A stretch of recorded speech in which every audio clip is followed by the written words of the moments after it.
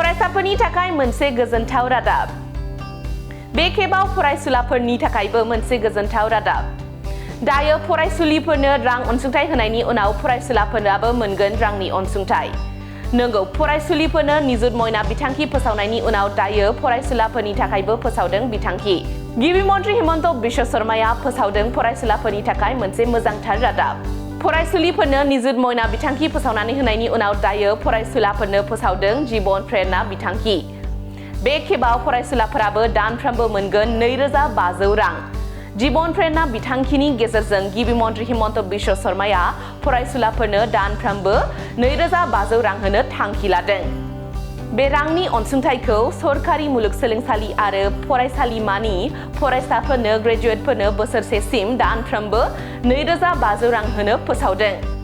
मख'नो गोनांदि जाय लाइमोनफोरा फालांगि खालामनो सानदों बिसोरनो खेमसेनि थाखाय 25,000 रांनि अनसुंथाइ होनो थांखि लादों आसाम सरकारा। आरो बेजों लोगोसेनो रायजो आरो मिरुआरि मुलुगसोलोंसालिफोराव बिजिरसं फरायसंगिरिफोरनो 25,000 रां होनाय जागोन आरो देहायारि नोरजिया एबा जर'खायै बेंगुरा फरायसंगिरिफोरनो 50,000 रां अनसुंथाइ होनाय जागोन होननानैबो फोसावदों हिमन्त बिश्व शर्माया। बे रांनि अनसुंथाइखौ फरायसुलाफोरजों लोगोसे फरायसुलिफोरनोबो होनाय जागोन। नाथाय जाय फरायसुलिफोरा निजुत मयना बिथांखिनि गेजेरजों रांनि अनसुंथाइखौ मोनगासिनो दङ बिसोरो मोननाय नङा।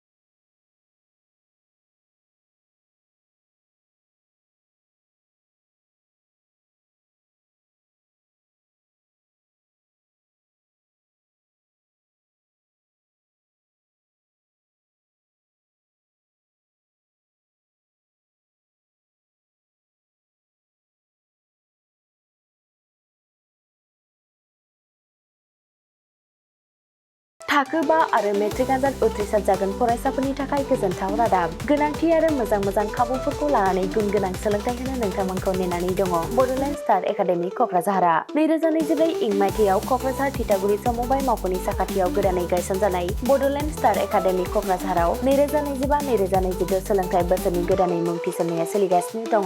बड'लेण्ड स्टार एकाडेमियाव 6 थाखोनिफ्राय 9 थाखोसिमनि फरायसाफोरा बर' बिजोङाव आरो 11 थाखोनिफ्राय 12 थाखोसिमनि फरायसाफोरा बर' बिजों आरो इंराजि बिजोङाव मुं थिसननो हागोन। बेनि थाखाय आर'ज बिलाइ आरो पान्डुलिपि बिलाइगासिनो दङ। 11 थाखोनिफ्राय 12 थाखोसिमनि फरायसाफोरनि थाखाय आखा-फाखा आरो रोंगौथि गोनां फोरोंगिरिफोरखौ लानानै साइन्स, कमार्स एन्ड आर्टस मोनथाम स्ट्रिमनि सायाव फरायसाफोरखौ गुन गोनां सोलोंथाइ होनानै बायदि बिथिंजों सोरगिदिं जौगाखांनाय लाबोनो साखाफारा क'क्राझारनि थिथागुरियाव थानाय बड'लेण्ड स्टार एकाडेमिया।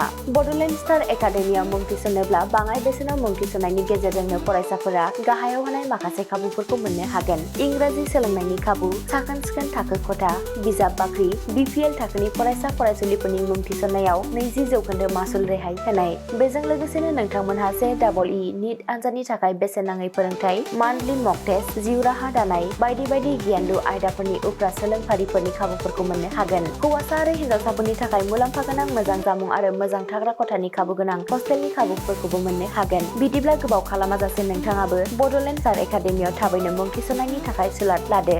आबुङै मिथिनो थाखाय जानबुं अनजिमा 6000349997 एबा 7638008149 एबा 6003494371 आव फोनांजाब खालामदो।